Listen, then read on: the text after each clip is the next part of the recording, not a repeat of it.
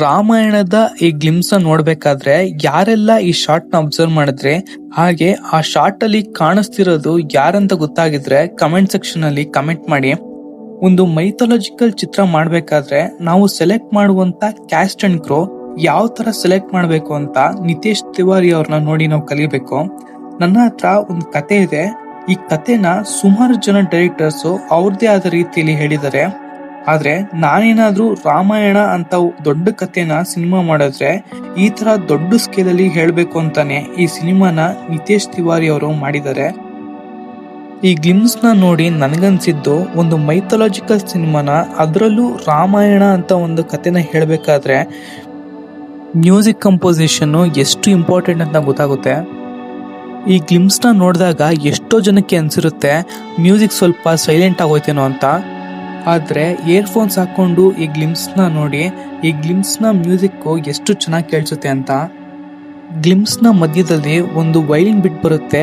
ಎಷ್ಟು ಡಿವೈನ್ ಆಗಿ ಅದು ಕ್ಯಾರೆಕ್ಟರ್ ಜೊತೆ ಬ್ಲೆಂಡ್ ಆಗಿದೆ ಅಂದ್ರೆ ಹಿಸ್ಟಾರಿಕಲ್ ಸಿನಿಮಾಗೆ ಅಂತಾನೆ ಈ ತರ ಮ್ಯೂಸಿಕ್ ಕಂಪೋಸ್ ಮಾಡಿದ್ರೆ ಎಷ್ಟು ಚೆನ್ನಾಗಿರುತ್ತೆ ಅಂತ ಈ ಮೂವಿಯಿಂದ ತೋರಿಸಿದ್ದಾರೆ.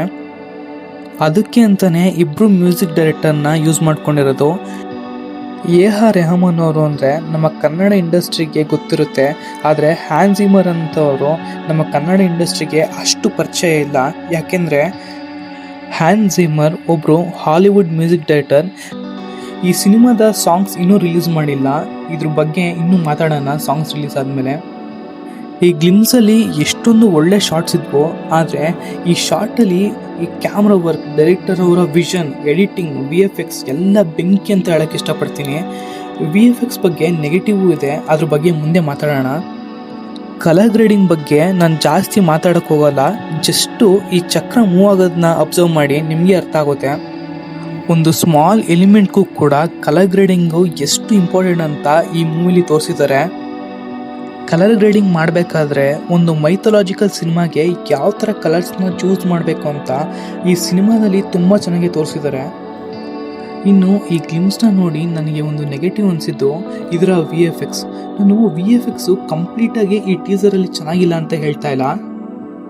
ನನ್ನ ಈ ಫೇವ್ರೆಟ್ ಶಾರ್ಟ್ ಸಿನಿಮಾದಲ್ಲಿ ಬಂದಿರೋ ಆ VFX ಮಾತ್ರ ಬೆಂಕಿ ಅಂತ ಹೇಳಕ್ ಇಷ್ಟಪಡ್ತೀನಿ. ಆದ್ರೆ ಟೆಕ್ನಿಕಲಿ ಮಾತಾಡೋದಾದ್ರೆ ಈ ಶಾರ್ಟ್ ನ ಅಬ್ಸರ್ವ್ ಮಾಡಿ, ಕಾಣಿಸ್ತಿರೋ ನೀರು ನ್ಯಾಚುರಲ್ ಅಲ್ಲ ಅಂತ ಎದ್ದು ಕಾಣಿಸ್ತಿದೆ. ಆದಿಪುರುಷ್ ಸಿನಿಮಾದಲ್ಲೂ ಆಗಿದ್ದಾದ್ರೂ ಇದೇನೆ. ಈವನ್ ಆ ನೀರ್ ಅರಿಯೋದು ಕೂಡ VFX ಅಲ್ಲಿ ಮಾಡ್ಕೊಡೋಣ ಅಂತ ಬಿಟ್ಬಿಟ್ಟಿದ್ದಾರೆ. ಸಿನಿಮಾದ ಫೈನಲ್ ಕಾಪಿ ಇದಲ್ಲ. ಸಿನಿಮಾ ರಿಲೀಸ್ ಆಗೋದಕ್ಕೆ ಇನ್ನೂ ಟೈಮ್ ಇದೆ, ನೋಡೋಣ ಇನ್ನು ಇಂಪ್ರೂವ್ ಮಾಡ್ಕೋಬೋದೇನೋ.